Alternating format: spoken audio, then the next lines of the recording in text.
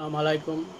আমি একটি মেসেজ নিয়ে আজ আপনাদের সামনে হাজির হয়েছি। সেটা হলো, ইদানিং দেখা যাচ্ছে জামাত শিবির জঙ্গি সংগঠনের বিভিন্ন কর্মীরা মসজিদে তাবলিগ জামাতের নাম করে তারা একত্রিত হয়ে আওয়ামী লীগের বাড়িঘর লুণ্ঠিত করছে, অগ্নিসংযোগ করছে এবং হত্যা করছে।